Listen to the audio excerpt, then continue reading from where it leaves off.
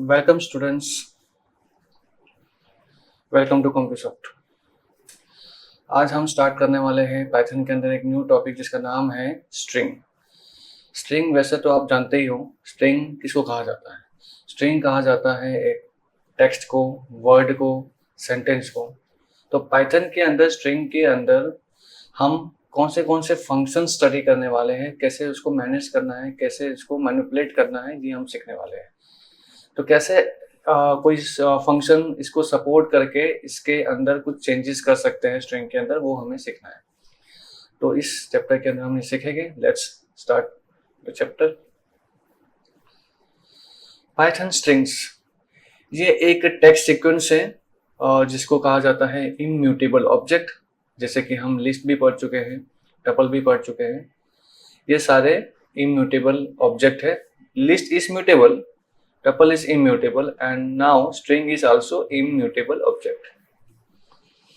अब यहाँ पर आपको दिखाई दे रहा है स्क्रीन में कि पाइथन करके एक सेट ऑफ ब्लॉक्स बनाया है। एक एक लेटर एक एक ब्लॉक में स्टोर्ड है और उनको इंडेक्सिंग दिया है फॉरवर्ड भी एंड बैकवर्ड भी। फॉरवर्ड इंडेक्स जो है वो 0 से शुरू होता है, बैकवर्ड इंडेक्स जो है वो -1 से शुरू होता है, जस्ट लाइक लिस्ट और टपल। तो यही चीज को समझना है। स्ट्रिंग के अंदर भी हम स्लाइसिंग कर सकते हैं। जैसे आप देख पा रहे हैं यहाँ पे स्ट्रिंग लिया हुआ है वेलकम टू इंडिया। इसमें स्लाइसिंग क्या है, 3 से लेकर 7th इंडेक्स तक। तो 3 इज इंक्लूडेड, 7 इज नॉट। सो 3 से लेकर 6th पोजीशन तक जितने भी लेटर्स है वो आपको रिजल्ट में मिलेगा, और वो लेटर्स होते हैं कम, COME, कम्स। तो ये लेटर आपको आउटपुट में दिया जाता है। स्ट्रिंग के कुछ ऑपरेटर्स भी हैं जिसमें हम प्लस और एस्ट्रिक्स सिंबल का यूज करेंगे।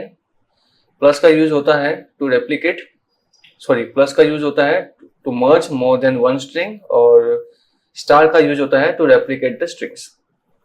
ये दोनों चीजें हमने लिस्ट में भी पढ़ा है, टपल में भी पढ़ा है। एक और चीज हमने पढ़ा है वो है मेंबरशिप ऑपरेटर। वो होता है इन नॉट इन। तो ये चेक करने के लिए होता है कि लिस्ट के अंदर या फिर हम स्ट्रिंग यूज करते हैं तो स्ट्रिंग के अंदर एक पर्टिकुलर लेटर प्रेजेंट है या नहीं, ये हमें बताएगा।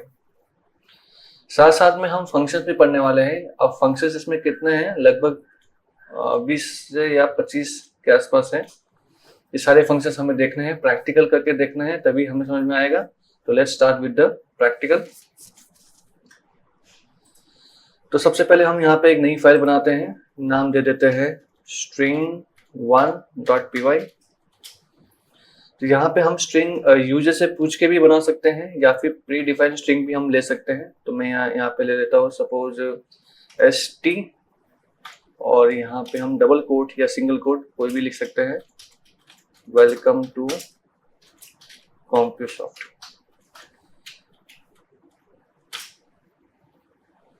अब यहाँ पे कुछ बेसिक फंक्शन से शुरू करते हैं। सबसे पहले हम लेंथ निकालेंगे, जैसे हमने लिस्ट टपल में किया था वैसे लेंथ यहाँ पे भी निकाल सकते हैं।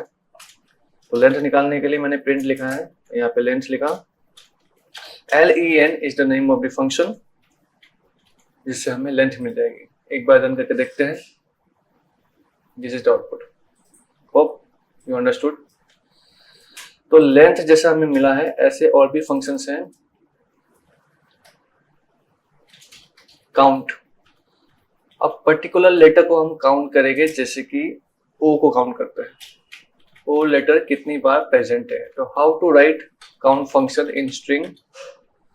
तो st जो हमारा स्ट्रिंग है डॉट काउंट, और यहाँ पे सिंगल या डबल कोट में आप ओ लेटर लिख दीजिए। तो स्मॉल ओ लेटर कितनी बार प्रेजेंट है ये हमें बताएगा। अगर आपने यहाँ पे कैपिटल ओ लिख दिया तो कैपिटल ओ लेटर इसमें है ही नहीं, तो काउंट 0 ही आएगा। तो इसका भी ध्यान देना है। तो यहाँ पे आंसर आ चुका है 4, जो कि सही है। इसी प्रकार से अगर आप इंडेक्स फाइंड करना चाहते हैं, इस पर्टिकुलर ओ का ही हम इंडेक्स निकालना चाहते हैं, तो कैसे आएगा आंसर। तो उसके लिए लिखना क्या होगा, उसके लिए लिखना होगा इंडेक्स। तो फर्स्ट टाइम ओ जहां पे ऑकर हुआ है उसका इंडेक्स मिल जाएगा। तो 0 1 2 3 4, तो आई थिंक 4 आंसर आ जाएगा इसमें। ठीक है, अब हम नेक्स्ट फंक्शन यूज करेंगे और वो है अपर केस। अपर केस मतलब कैपिटल लेटर्स में कन्वर्ट करना। तो उसको कैसे लिखेंगे, उसके लिए हम लिखेंगे अपर, ओनली अपर, तो स्ट्रिंग डॉट अपर। तो ये अपर केस में आपको आउटपुट मिल जाएगा कुछ इस तरह से। अपर है तो लोअर भी है, तो हम यहाँ पे लोअर केस यूज कर लेंगे।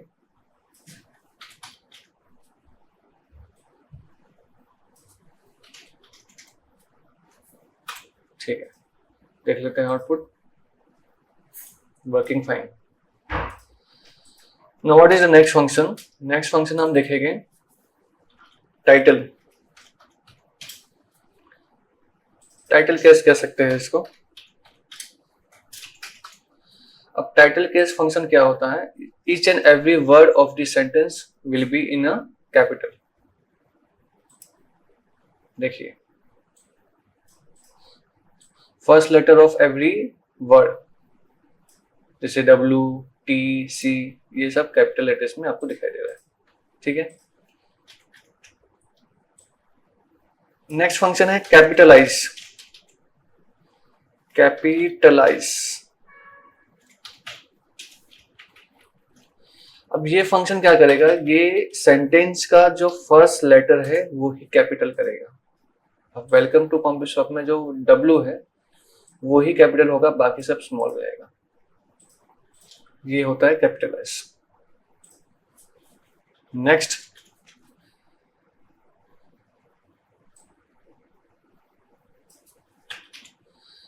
हम देखने वाले हैं दूसरा कोई फंक्शन, और वो कौन सा है? कैपिटलाइज हो गया, काउंट हो गया।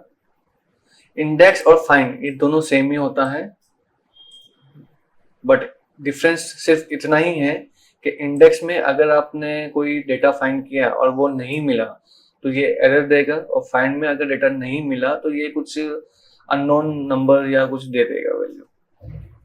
तो अगर हम यहाँ पे इंडेक्स की जगह पे फाइंड लिखना चाहें तो देखते हैं क्या आता है। हालांकि अभी तो आंसर सेम ही आएगा, देखो यहाँ पे, बट मैंने अगर कुछ और लिख दिया, जैसे कि कैपिटल O लिख दिया सपोज, यहाँ पे क्या आ रहा है? -1। तो ये पॉजिटिव नहीं, नेगेटिव इंडेक्स दे रहा है, क्योंकि नेगेटिव इंडेक्स वैसे तो पीछे से शुरू होता है, बट ये नेगेटिव इंडेक्स दे रहा है, मतलब ये गलत ही है, इसको गलत ही मानना है, क्योंकि ये वैल्यू फाउंड नहीं हो रहा है। अगर यहाँ पे मैंने फाइंड की जगह पे लिखा होता इंडेक्स और मैंने यहाँ पे एग्जीक्यूट किया, तो देखिए ये एरर एक थ्रो कर दिया इसने। तो ये हल्का सा डिफरेंस है, ये डिफरेंस आपको कभी भी काम लग सकता है, कहीं डिफरेंशिएशन जानने में, पूछने में, तो आप ये बता सकते हो। ठीक है, अब हम एक फंक्शन देखेंगे जिसका आंसर ट्रू फॉल्स में आएगा। अब वो ये है इज अपर।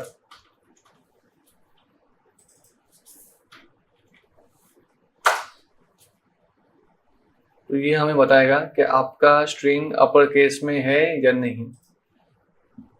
अब यहाँ पे चेक कैसे करेगा? यहाँ पे वो चेक करेगा कि सारे के सारे लेटर्स स्ट्रिंग के अंदर अपर केस में है या नहीं। अगर है तो आंसर ट्रू आएगा, नहीं है तो फॉल्स आएगा। तो right now it is false. ठीक है, क्योंकि यहाँ पे सारे के सारे अपर केस में नहीं है। अगर मैंने लिख दिया होता, जैसे कि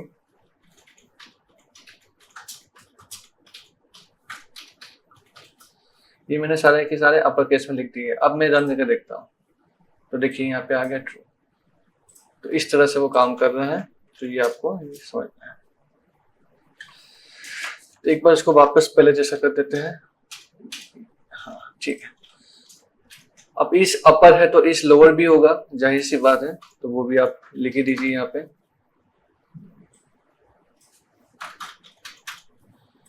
ओके, ये फंक्शन भी हो गया अपर लोअर। और कौन से फंक्शंस हैं? इस से शुरू होने वाले जो भी फंक्शंस होते हैं वो आंसर बुलियन में ही देते हैं, ट्रू फॉल्स में ही आते हैं। तो जैसे इज टाइटल, तो ये चेक करके बताएगा कि आपका डेटा टाइटल केस में है या नहीं।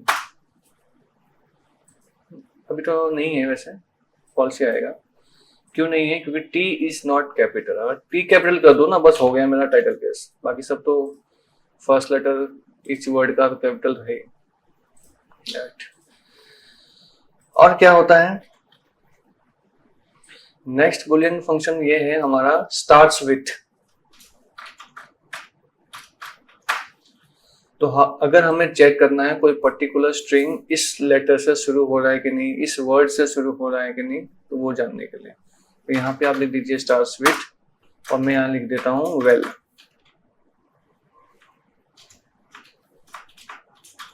कुछ इस तरह से। तो इसका आंसर ट्रू आएगा क्योंकि वेल से ही तो शुरू हो रहा है हमारा स्ट्रिंग। देखो यहाँ पे वेल से शुरू हो रहा है, दैट्स वाई। स्टार्ट्स विथ हो गया है, तो एंड्स विथ भी देख लेते हैं।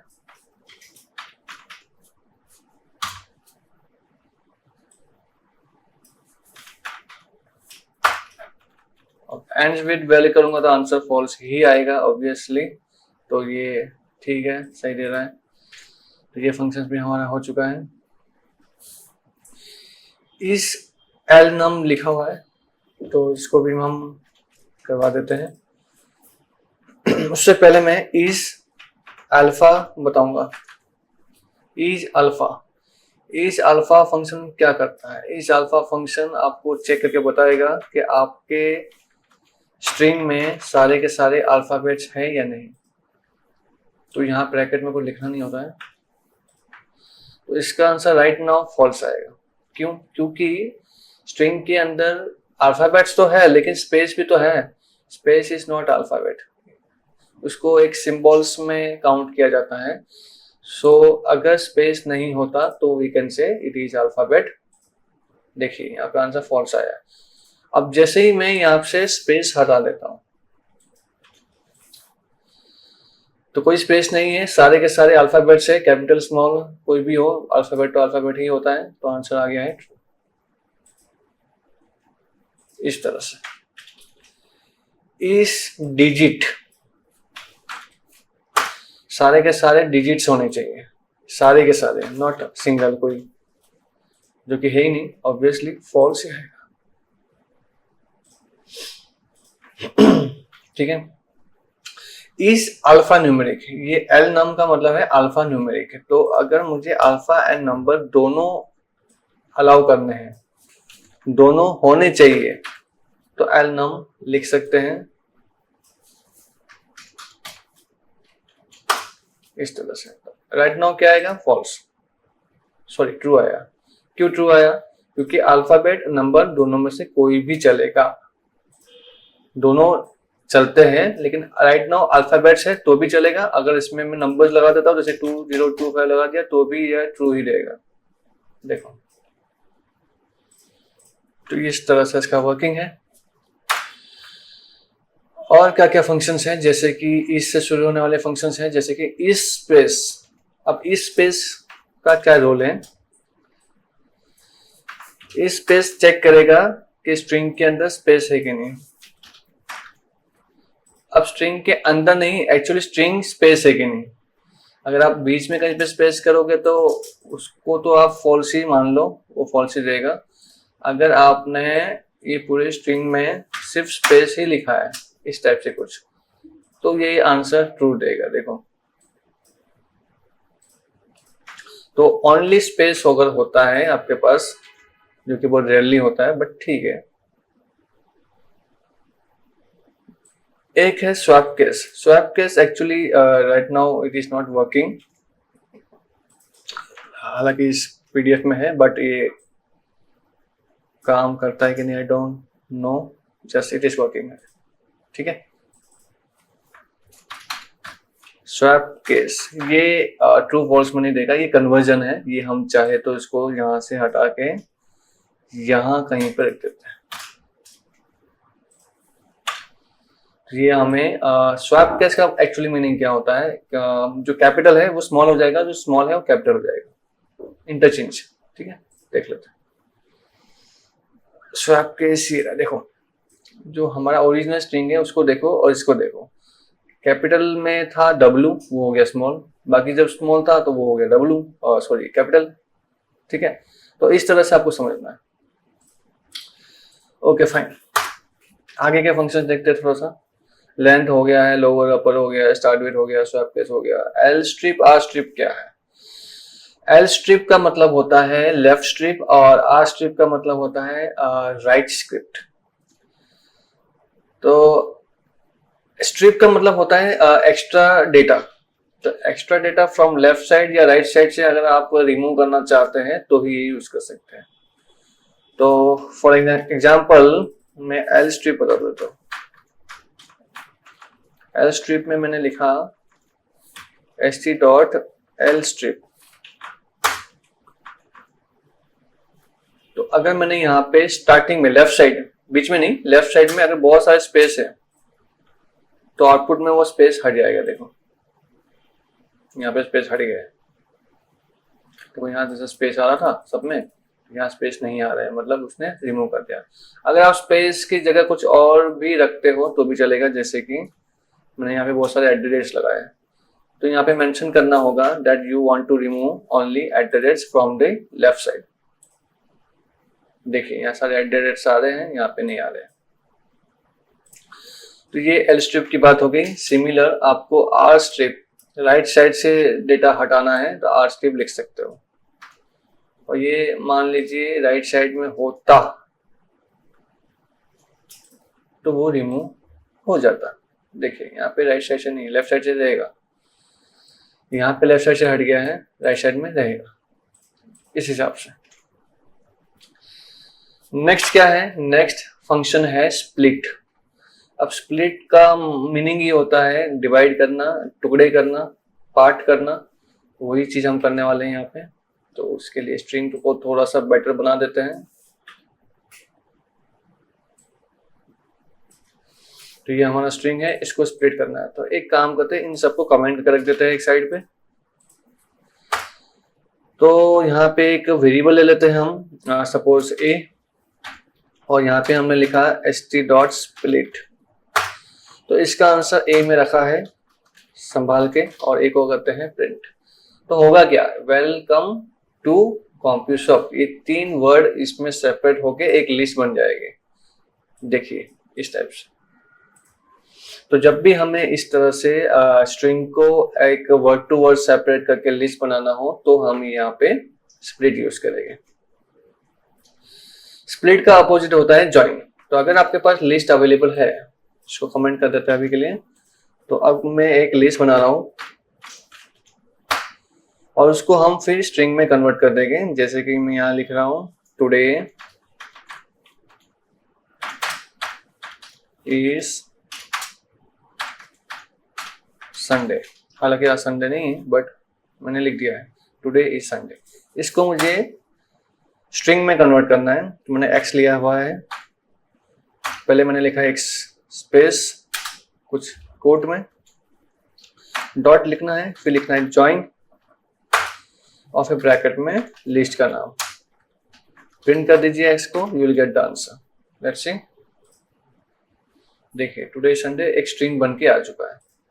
अगर मैंने यहाँ पे स्पेस की जगह कुछ और लिखा होता, जैसे कि डैश हाइफन, तो मुझे यहाँ पे देखिए टुडे इज संडे के बीच में एक हाइफन करके सेपरेटर मिल रहा है। ठीक है, होप आप ये समझ पा रहे हैं कि मैं क्या कहना चाह रहा हूँ और क्या समझाना चाह रहा हूँ। इस टाइटल का हमने देख ही लिया है। रिप्लेस करके एक फंक्शन है, ये नाम से ही इसका मीनिंग समझ में आ रहा है।